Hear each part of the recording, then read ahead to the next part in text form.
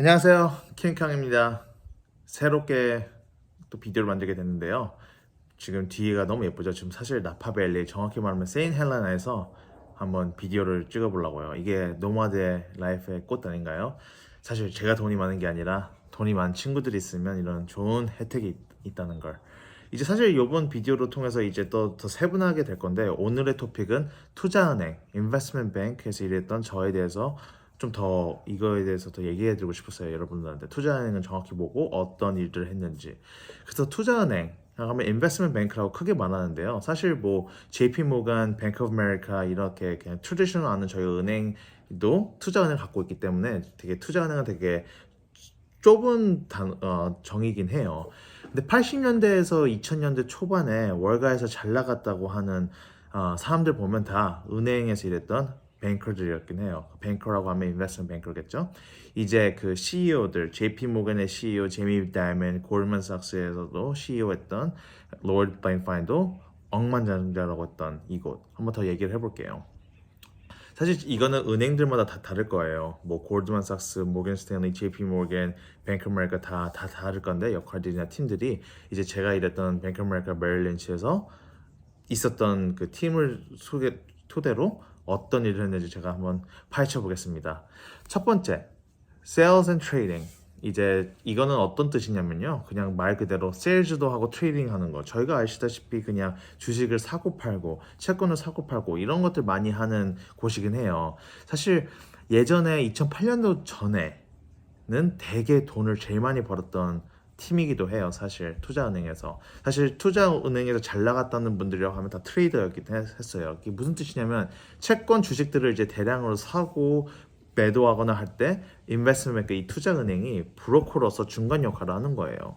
이런 중간 역할을 하면서 나온 커미션 스프레드를 받으면서 스프레드라는 거는 이제 가격 차이가 있을 거 아니에요. 이제 이거를 사고 싶을 때 뭐 1,000원에 사고 싶은데 팔고 싶을 때는 1,050원 이렇게 뭐 중간에 나는 이제 가격 차이에서 커미션을 먹고 이제 또 생각해보면 파생 상품들이 많을 거 아니에요. 금융 파생 상품들. 그런 신규 금융 상품들을 계속 만들어내면서 커미션 스프레드를 받는 이제 트레이딩이었던 거죠. 2008년도 이제 닷 프랭크 그 나오기 전에는 사실 되게 트레이더나 이런 쪽 사람들이 되게 많이 이런 파생 상품들이나 재밌는 것들 만들 수 있었어요. 근데 아시다시피 2008년도 이제 모게지 크라이시스가 하우싱 크라이시스가 나오면서 이제 그때 만들었던 그 collateral mortgage backed 그 loan security MBS 이런 것들을 만들게 되면서 이제 터졌잖아요. 나라가 그 이후에 되게 법적으로 규제가 많이 들어와서 이제 되게 할 수 있는 제한적이기 때문에 이제 많이 죽은 팀이기도 하죠.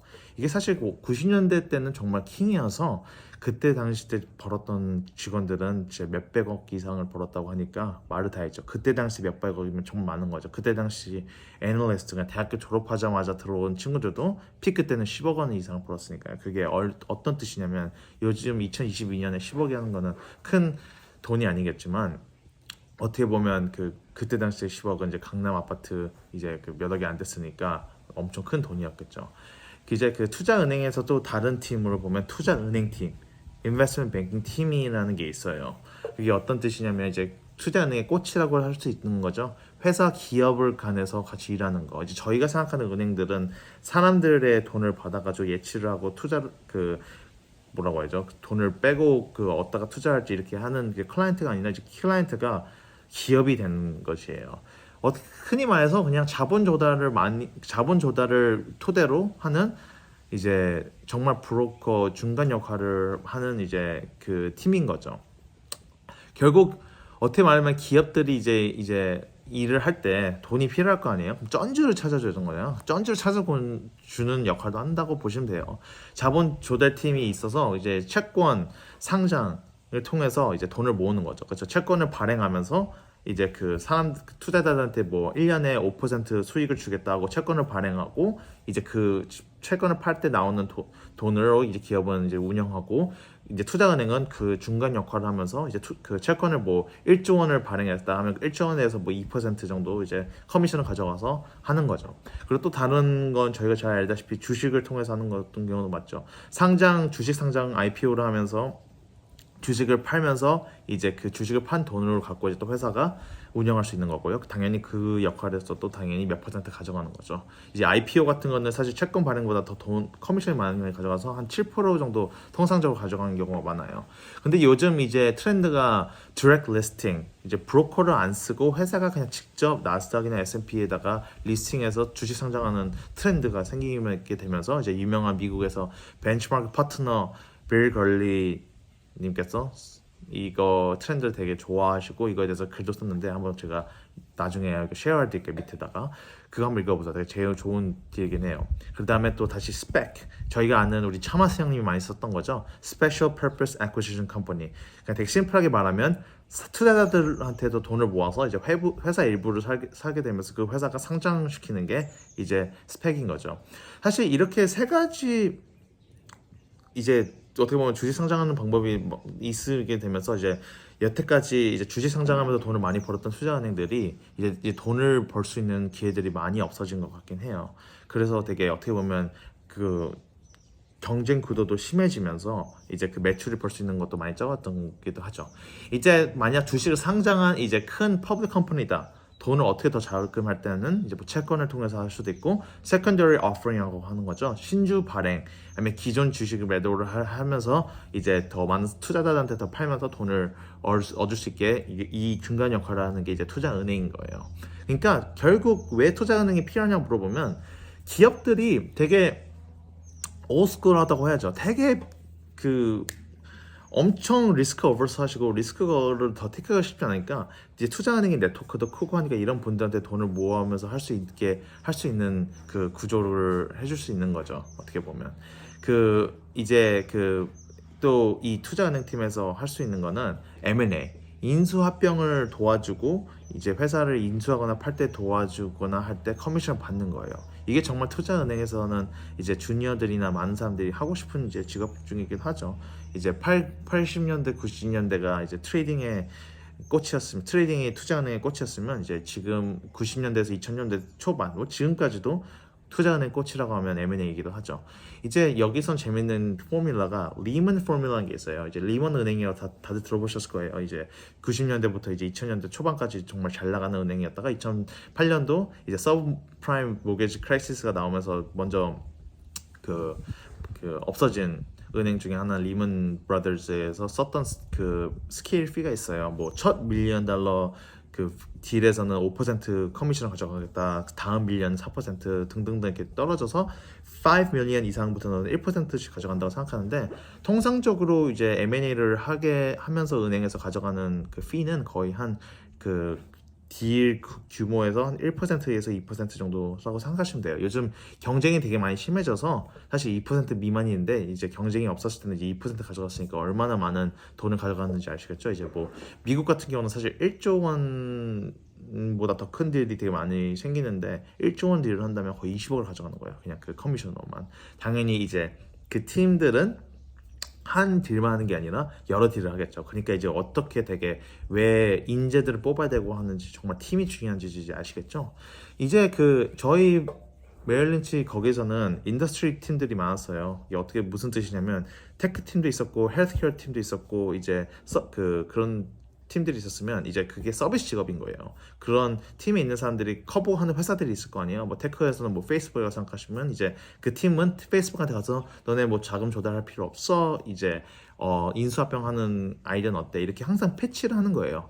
사실 서비스고 이게 클라이언트 서비스 직업이니까 되게 특화 지식도 필요한 거죠. 테크팀은 그 테크 랜드스케이프도 많이 알아야 되고 그 회사가 어떤 거가 필요하고 이게 왜 인수합병을 지금 해야 되는지 아니면 자금 조달을 할 때 지금이 좋은 시기다. 왜냐면 대공황이 시작할 수 있기 전에 그러니까 이런 거를 되게 서비스 직업이라 생각하고 되게 클라이언트들한테 어떻게 하면 좋게 보이는지 그냥 당연히 클라이언트를 도와주면 몇 %씩 가져가니까 클라이언트 입장 그 기업 입장에서는 저희가 그냥 그 어떻게 보면 돈을 벌기 위해서 하는 거겠지만 많은 되게 유명한 그 뱅커들이나 그 투자은행에서 일하시는 분들은 정말 그 기업에서 필요한 것들을 그 도와줄 수 있고 가끔씩 아이디어를 먼저 패칭하면서 기업에 있는 파운더들이나 매니지먼트 팀이 좋은 결정할 수 있게 그 좋은 파운데이션을 주기 때문에 좋은 은행 원이라고 하죠. 분들은 되게 돈을 많이 벌고 어떻게 보면 되게 좋은 레퓨테이션 있는 거죠. 그 섹터에서. 그래서 사실 제가 일했던 일로 M&A인데 어떻게 이제 되냐면 이제 그 회사 기업한테 저희가 피치를 해요. 너네 회사가 이 회사를 사면 정말 인수합병을 했을 때 좋은 시너지가 나겠다. 그럼 이 회사가 좋아할 거 아니에요. 그러면 이제 헬스케어라고 해요. 이 섹터가 헬스케어 팀이 이제 M&A 팀을 가져와서 우리 이거 이제 M&A 할 건데 한번 팀을 꾸려보고 한번 같이 일을 해보자. 분석도 하고 같이 많은 일을 하면서 이 회사를 왜 사야 되는지에 대해서 어떻게 보면 그 프레젠테이션을 해야 되는 거죠. 왜냐면 그 기업에서도 매니지먼트 팀이랑 이사회한테도 approval 그 받아야 되니까요. 그 승인을 받아야 되니까요. 이 일을 제가 한 2년 정도 하니까 되게 좋았던 거는 되게 사실 이 M&A 그룹이 다른 제가 말했던 디비전보다 일이 더 특화되어 있고 어떻게 보면 많은 다른 투자 직업에서도 쓸 수 있는 그 스킬을 많이 받아요. 어떻게 보면 되게 그 셀사이드라고 하죠. 셀사이드는 이제 회사가 자기를 팔을 때 하는 딜들, 그다음에 바이사이드 이제 회사가 다른 그 기업을 살 때 하는 그 바이사이드라고 하는데 돈은 투자은행 입장에서 셀사이드가 돈을 많이 벌긴 하죠. 셀사이드는 무조건 회사를 팔아야 되니까 확정적인 게 있는데 바이사이드 같은 경우는 그 회사를 살라고 해서 당연히 경쟁 때문에 못 사는 경우가 있기 때문에 그러면 이제 그 커미션 못 받는 거죠. 셀사이드는 이제 무조건 팔면 커미션 받는데 회사가 판다고 결정한 이후로 거의 안 팔리는 경우는 회사가 안 좋은 퀄리티이겠지만 그거는 벌써 그 내부적으로 검토한 상태에서 패스하기 때문에 거의 대부분 팔린다고 보시면 돼요. 근데 주니어 입장으로서는 바이사이드 딜, 회사가 다른 회사를 살 때 그 일을 더 좋아했던 게 더 많은 분석적인 일들을 해요. 사실 생각해 보셨으면 이 회사를 샀었을 때, 그러니까 회사 A가 회사 B를 샀었을 때 어떤 시너지가 있을 거고 어떻게 도움이 되고 어떤 식으로 돈을 이룰 건지 이런 것들 다 제대로 세부적으로 분석해 주는 게 투자은행의 잡인 거잖아요. 왜냐면 사실 저희는 서비스 직업이기 때문에 이 회사한테 이거를 사야 된다고 하고 항상 저희가 컨벤스를 하고 이거를 설득을 해야 되는 일이기 때문에 엄청 많은 일을 해요. 농담으로서 저희가 하는 말이 이 회사가 뭐 페이스북이나 구글에서 같이 이렇게 일을 많이 해요. 페이스북을 인수합병할 때 옆에서 도와주고 자문을 많이 줘요. 이런 분들이 많이 페이스북에서 이제 같이 일하는 분들이 뭐 CF나 그게 뭐 헤드 오브 스트래티지 되게 높으신 분들이 일할 거 아니에요. 그분들이 마음에 들어서 이 은행원들을 가끔씩 이렇게 데려가 스카우트로 데려가는 경우도 많아요.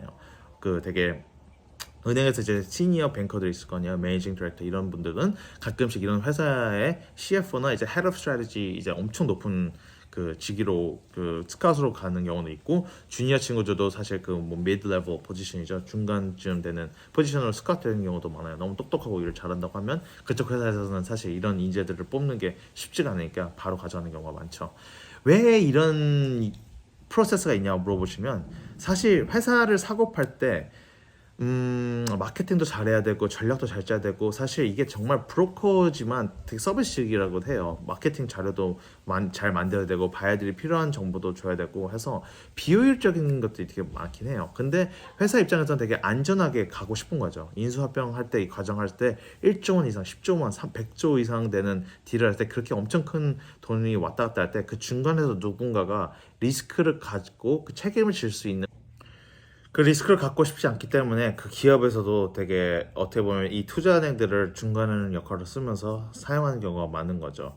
이제 마지막 팀은 리서치 팀이라고 있어요. 어떻게 보면 많은 분들이 아실 텐데 회사에 대해서 분석하고 이제 헤지 펀드나 클라이언트들에게 파는 역할을 하는 팀인 거예요. 이제 바이사이드 클라이언트라고 하는 거죠. 왜냐면 그 친구들은 회사를 바이사이드 사고 이제 저희는 셀사이드 리포트를 판다고 하죠. 왜냐면 이 정보를 팔고 클라이언트 대신 이런 정보를 판다는 역할을 대신 해주니까요.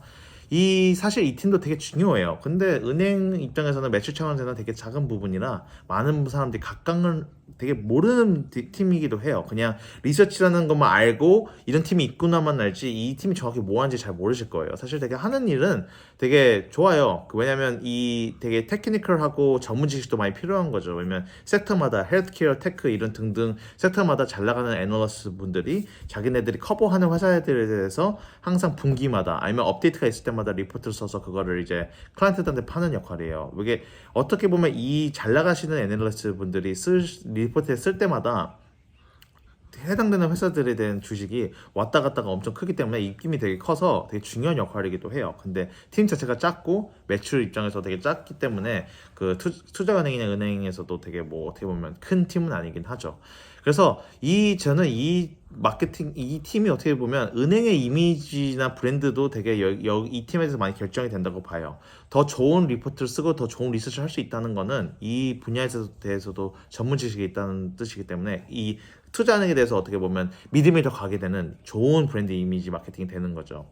이제 뭐 다시 그 디비전을 다 말했는데요. Sales and Trading, 이제 저희가 아는 흔히 말해서 사고 파는 거를 역할을 도와주고 저희가 아는 이제 금융 파생 상품들을 팔게 해주는 팀이 있고, 이제 저는 투자은행 코치라고 하는 이제 그 M&A나 인베스트먼트 뱅킹 팀이라고 하죠. 그 M&A를 도와주고 자금 조달을 도와주고 뭐 주식 상장하거나 채권 발행하거나 이런 등등 역할을 하면서 기업들이랑 되게 가깝게 일을 하게 되면서 중간에서 커미션을 받는 이제 팀이 있고, 마지막 팀은 제가 말했듯이 리서치 팀이 있는 거예요. 회사들을 되게 분석하고 커버를 하고 이제 그 투자자들이나 그 개인 투자자 하시는 분들을 위해서 리포트를 대신 작성해주는 그 팀이라고 보면 돼요. 이제 이 세 팀을 보고 이제 대충 제가 어떤 일을 했는지 그 좋은 오버뷰가 됐으면 좋겠어요. 저는 M&A에서 이제 2년을 했는데 그 2년 동안 배운 게 정말 많아요. 당연히 일 강도도 되게 높고 업무량도 높았지만 그 2년 동안 배우면서 기업들을 분석하고 이런 걸 되게 많이 일하고 기업에서 높으신 C 레벨 그 CEO, CFO들이랑도 얘기하고 같이 일을 많이 하니까 정말 회사에서 정말 제가 종남으로 말하지만 5년, 10년 이상 일한 것만큼 많이 배워요. 정말 매주 8, 90시간 주말에도 일하고 강도 높게 되게 저희는 되게 숫자 같은 거 틀리면 안 되니까 정말 빡세게 그렇게 일을 하니까 정말 좋은 수준을 받게 되고, 이 스킬셋이 다른 투자, 사모펀드나 뭐 벤처 투자나 뭐 다른 투자할 때도 헤지펀드도 갔을 때도 정말 도움이 되기 때문에 많은 주니어들이 여기서 2년 동안 일하고 이제 투자 이제 쪽으로 가는 거죠. 이게 사실 되게 제가 말하고 싶은 부분이 되게 안타까우기도 한데, 제가 말했듯이 90년도 때까지 그 2000년도 초반 때까지만 해도 이제 투자은행에서 일하다가 하면 월가 자태 탑으로 돈을 많이 잘 벌고 잘 나갔던 사람들이었어요. 근데 이제 투자 이제 시장 사모펀드나 이제 패치펀드 이제 이런 지갑들이 생겨나가면서 밀려나간 거죠. 왜냐면 투자라는 건 사실 업사이드가 그냥 무제한인 거잖아요. 10억을 넣었는데 그 회사가 너무 잘 돼서 뭐 1000억, 1조가 되는 경우도 많고요. 벤처 투자나 사모펀드도 그렇고 마찬가지로 헤지펀드도 똑같죠. 주식을 샀는데 그 회사가 뭐 몇십 배 올라가는 경우도 많으니까요. 그 상장하고 난 이후로도 2005년도에 되게 재밌는 스탯을 보면 M&A 그러니까 이 M&A 볼륨을 보면 투자은행에 대해서 어떻게 보면 이 퍼포먼스나 어떻게 트렌드가 보이는지 볼 수가 있어요.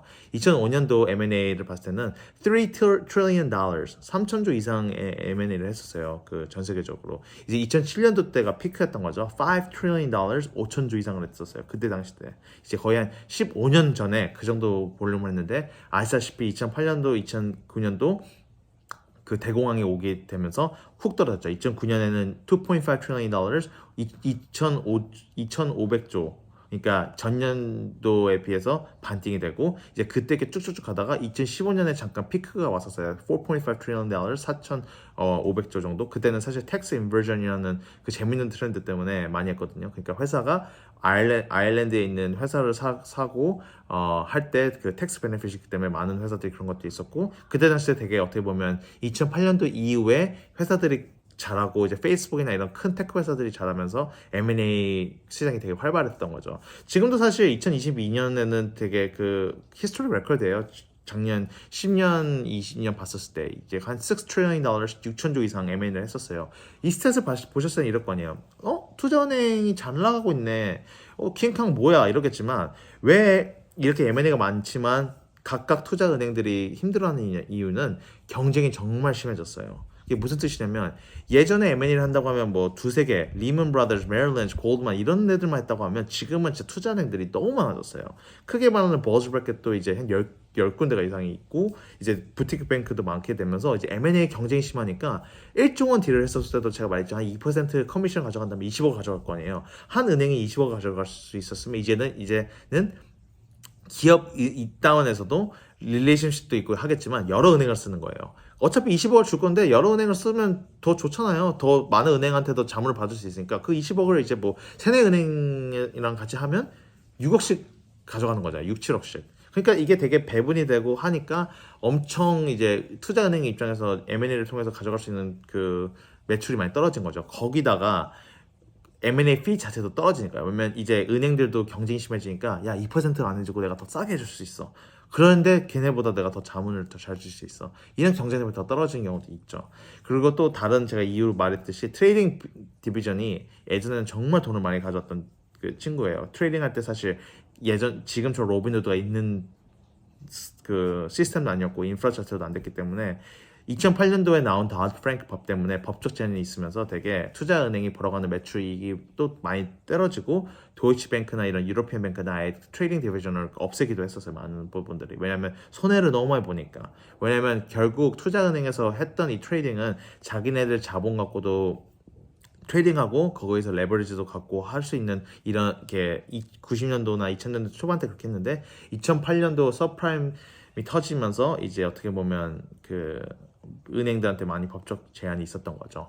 그래서 저는 그 말씀드렸듯이 금융에서 이제 뱅킹 하는 친구들이 2년 후에 투자 쪽으로 가려고 하고 하니까 투자은행에서 되게 골치가 많죠. 인재를 어떻게 채용하고 인재를 갖고 있어야 되는지. 요즘은 사실 테크 회사잖아요. 실리콘밸리에서 만난 친구들 보면 이제 대학교 졸업하고 테크 회사 가면 벌 수 있는 돈이 이제 예전에 금융에서 버는 돈보다도 더 많은 경우가 많아요. 라이프 스타일도 더 좋고. 그렇기 때문에 이제 뱅킹에서도 돈을 많이 주려고 해도 어떻게 보면 이제 좋은 인재들이 대학교 때 그냥 컴퓨터 사이언스, 컴공학을 공부하고 경제나 그 경영보다는 그런 식으로 갔기 때문에 되게 경쟁이 되게 심해지고 있는 것 같기도 해요. 투자 펀드에서도 좋은 인재를 투자은행에서 항상 뽑아왔으면 그런 트렌드였는데 요즘은 또 힘드니까 되게 어떻게 보면 금융 시장이 작아진다는 느낌은 전반적으로 들긴 있어요. 뭐 예를 들자고 하면 제가 1년차 때 2016년도에 제가 졸업했을 때만 해도